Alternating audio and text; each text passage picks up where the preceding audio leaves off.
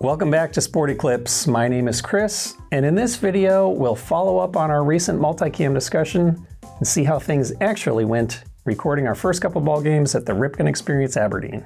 So let's head over to the lounge and capture it.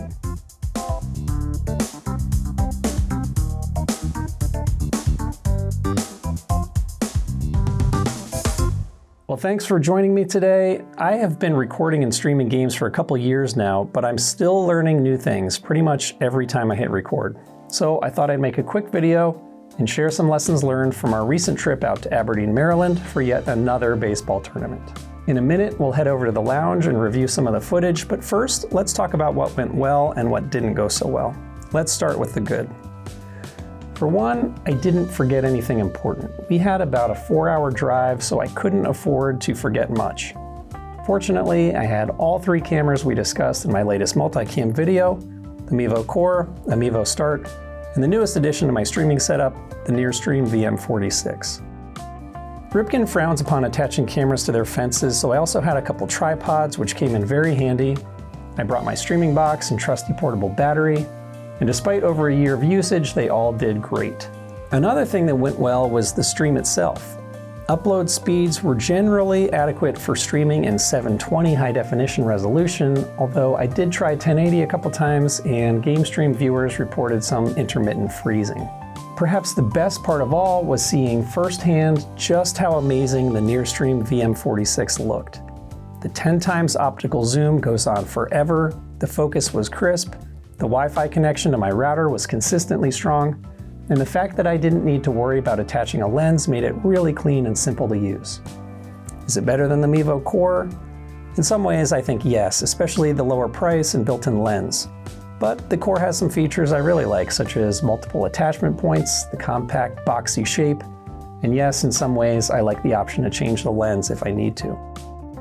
Finally, I did capture some good footage for a short highlight video we'll look at in a minute, which the boys will be able to look at years down the road and hopefully enjoy. Now, the not so good. First, in part because I had to set up my Core on a tripod behind a net, I struggled getting a good focus on the field. In fact, for the first game, the camera was sharply focused on the net itself, and because I was using a phone to run the Mevo Multicam app, I didn't even notice until after the game was over. In the future, I might need to use something with a larger screen like an iPad to monitor the image quality or just pay closer attention. Second, the NearStream battery didn't last as long as I was expecting. Despite charging it up a little in between games, the NearStream ran out of power and shut down unexpectedly during our second game of the day, although both the Mevos did fine. Next, have you ever heard the expression, "take my advice, I'm not using it"? Well, in my multicam video, I talked about how important it is to monitor your audio sources. I found myself so caught up in taking pictures and videos with this camera that I forgot to mute the audio near first base when some parents were having an unrelated conversation. Not a big deal, but for my third area of improvement, audio is something I need to figure out. I have started to use a better shotgun mic on my NearStream, which I think will work well because it will probably be farther away from the stands and better able to capture what's happening on the field. Fourth, while the NearStream camera sent beautiful video via NDI to the Multicam app, the device didn't record any video on its memory card. I think I've solved this by simply selecting an HEVC option inside the NearStream app, but I'll let you know if that solves the issue.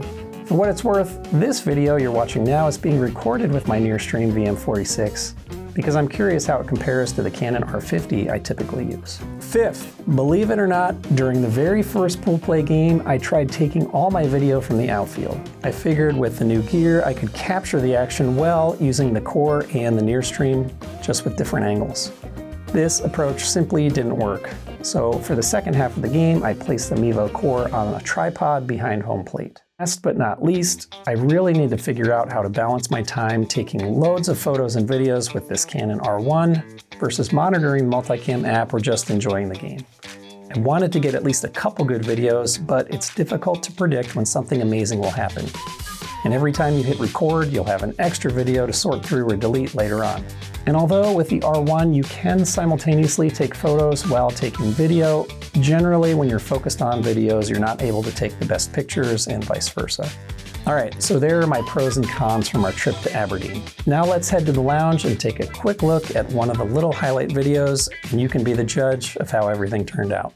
So in just the first few seconds of this video, you'll be able to see the various viewpoints, a bit of the fuzziness I was talking about with the Mevo core behind home plate, and how well, in my opinion, the NearStream performed. It zoomed in nicely on the batter's box as well as the pitcher.